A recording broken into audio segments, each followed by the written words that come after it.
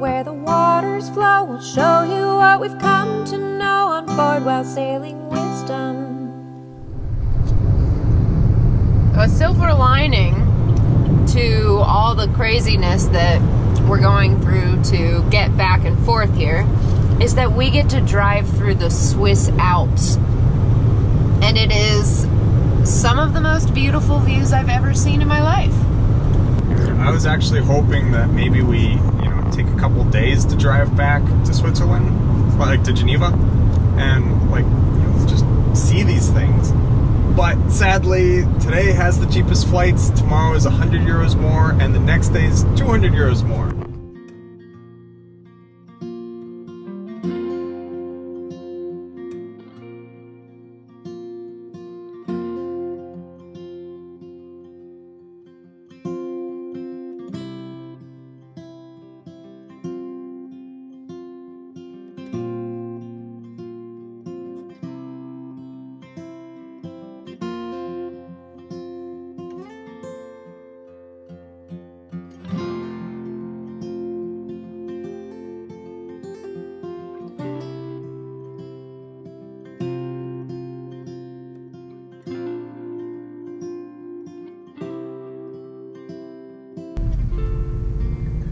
We are now in France.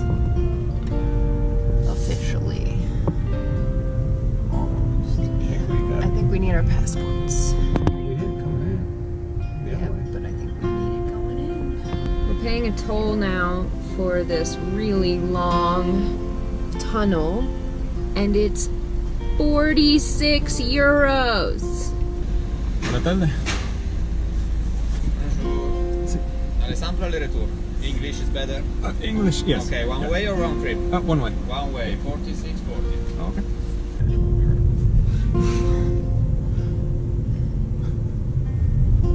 Okay, here we go into this long bridge. This tunnel. is 11.6 kilometers long. That's insane.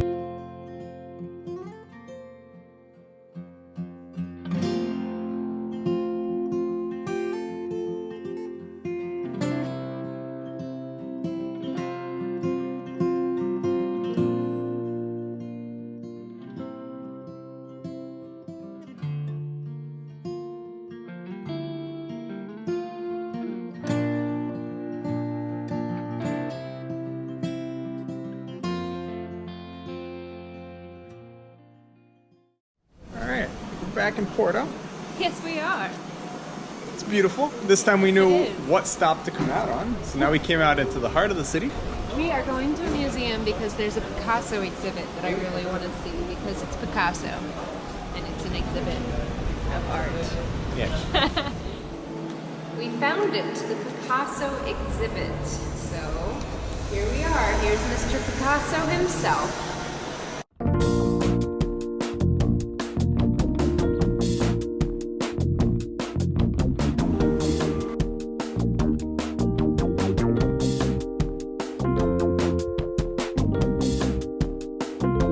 Alright, so how'd you like that Picasso museum? I thought it was really, really cool. You expect to see paintings, and I fully expected to see paintings. I didn't even know he did a whole long series of etchings and prints.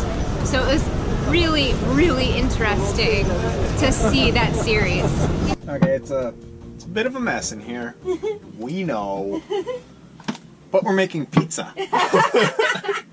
I've made the bread part, pizza dough thing. We're gonna try it in a baking dish because last time when I just did it on a flat piece of parchment paper, It overflowed. yeah, it got a lot bigger.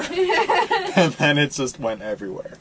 Still delicious, but a mess. So, I've made the dough and Maddie Is preparing the toppings. Okay, so what's going to be on this pizza? We're gonna have sausage and tomato sauce and actual tomatoes and onions and olives. And lots of cheese. Oh yes, much cheese. Yes, can't forget the cheese. How do you feel about coconut flakes? Disgusting. This is why. This is why I don't trust you to make things by yourself. Coat. The underpainting. Underpainting. This is what happens when you turn off the fridge. Yep. We ran out of power. Cheese. Do you guys like peppers on your pizza?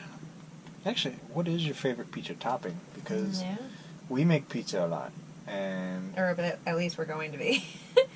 yeah, this is our second pizza. I wish we made pizza every day. So, let us know what your favorite pizza toppings are, and then we'll But try if you them. say pineapple, it's not happening. That's disgusting. She thinks that I love pineapple on pizza. What about sauerkraut? Ew. I'm sure that'd be good on pizza. Okay, one day you're gonna make your own pizza, and I'm gonna make my own pizza, and mine's gonna be so good, and yours is gonna be disgusting. Who is OCD? What? This girl. It just has to be perfect. What about all these other little pieces of salami right there? Yeah, that's a good idea. Should eat them. Look how beautiful it looks. Yes. Everything is evenly spaced. Like there is the same distance between each ingredient of each layer. This is what happens when an artist makes a pizza. No, that's what happens when like a scientist or a chemist makes a pizza. Well, I expected art to be like, and the nose!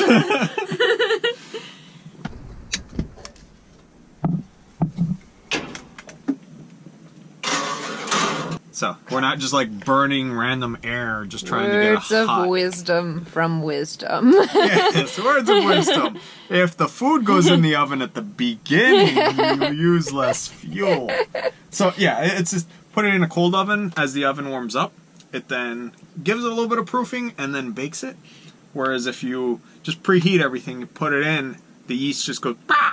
And just dies. I highly suggest Vikings as a show to watch.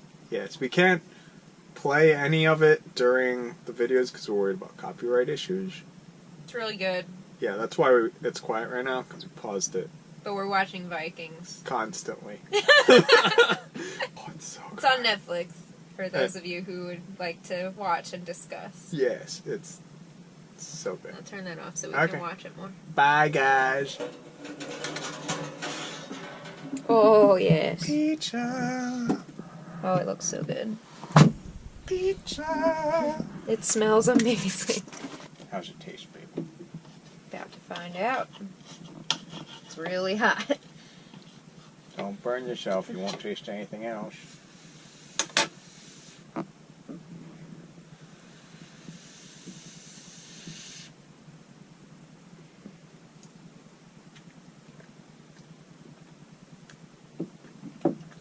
Tastes exactly how it looks. Delicious. Amazing. Alright. Well, today is exceedingly windy, and we're just taking the day to do some projects in the boat.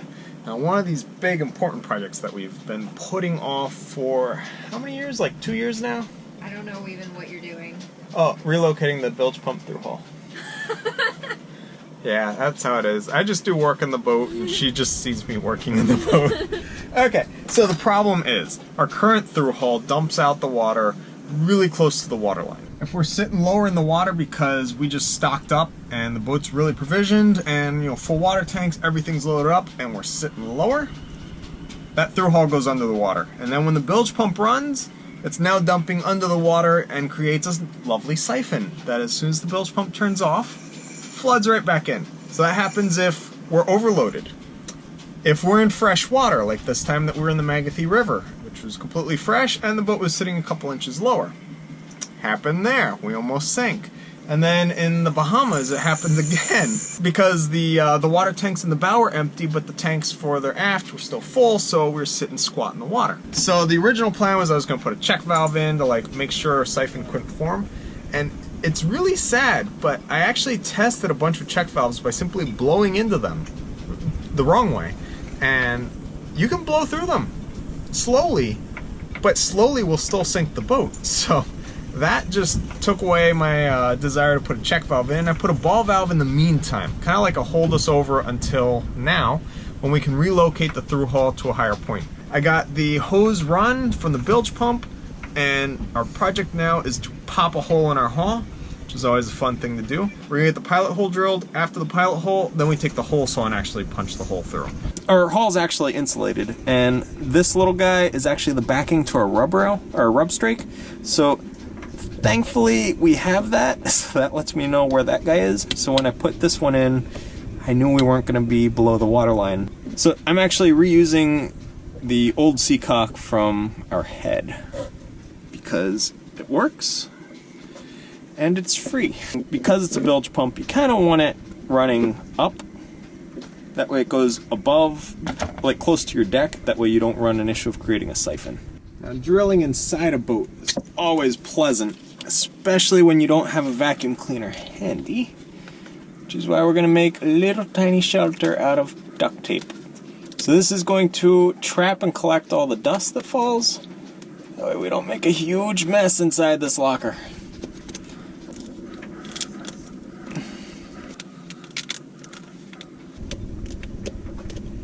So there we have our little tiny pilot hole, and this is gonna catch the dust. So let's get drilling here. Alright, you might be wondering why drill the pilot hole on the inside if the goal is to get it somewhere on the outside. And the reason is, if you go outside your boat and then drill a hole into it, you don't know exactly where you are. So you might actually drill into a structure that you really didn't want to put a hole in. And then through that pilot hole, you go outside, you center yourself, you find where you want to be, and then you punch a hole from the outside going in, being guided by a hole made with a very good clear view of where you want to put this hole. And with that, we have our hole in the hull. So I just like to ball the tape up onto itself. Keeps all the dust in it. Okay, so with Maddie's help, I went outside and pushed the through hull through. And Maddie was inside and turned the little lock nut, or the nut on the inside, to hold it on. That way it won't fall anywhere. Once it's on nice and secure, then I go back and I put sealant everywhere, push it through, spin the threads, get it to run everywhere it needs to be. And then we put it on nice and tight. I mean, so far, none of our through hulls have leaked, so it seems to be working. So now, the sealant's in there. I'm simply spinning the threads just to help drag the sealant in. Now, everything's pretty darn well coated. We're gonna tighten it down. Pretty much with these small through hulls, if you can get something to like kind of bind the keys, you can then turn it pretty well by hand.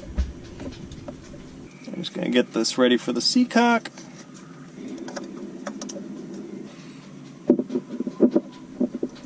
Alright, now lastly, the seacock itself.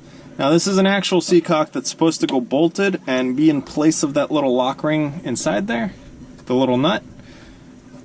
But I'm not using that nut, as you can obviously see, simply because this is all above the water. So, I mean, this guy, which is a massive valve, doesn't have any of that flange business because, like I said, it's above the water, so it doesn't need it. If it's below the water, you gotta have it. I mean, that's just a safety thing.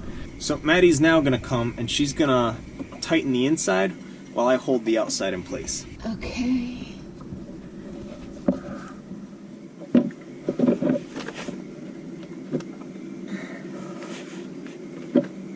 So now the seacock is on. It's completely installed, it's bedded down, everything's good. Now I'm just waiting for the adhesive sealant, the 4200 that we put in there.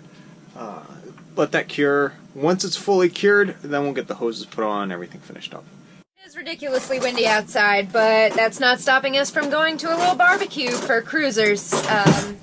You know, that's one of the really fun things about cruising and coming to different places. You meet so many different people, and we're actually the only American flag in this marina. We're also the only ones who crossed an ocean to get here. So it's interesting because now we are running into and meeting all of these coastal cruisers, but they're European coastal cruisers. So they're from Germany and France, and there are a couple people from Ireland. And so we are going to go meet them and hang out with them on shore. we are contributing Bread I made in the sun oven. sun oven bread. Okay, so in the US, it's red, right, returning with the markers. And in Europe, when you're coming into a port, it's the green ones on your right. It's confusing. But we figured out a way that this works in Europe. It's red, right, returning to America. There you go, guys. So this is one of the hoodies that we sell. You can find the link down down below if you are interested in a red, right, returning hoodie. And we have lots of other shirts too. It's goodies to look at. Check them out. Got a cool little logo in the back. Oh yeah.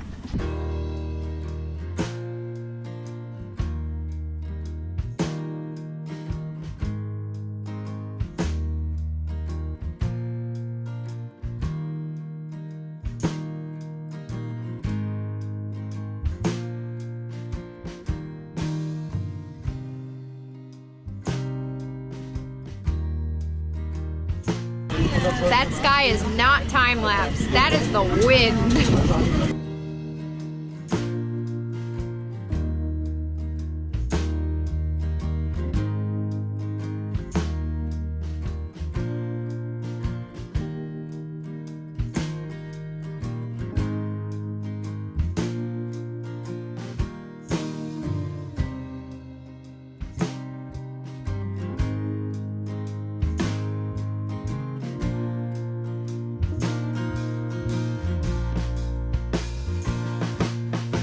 Today we're doing something really, really exciting.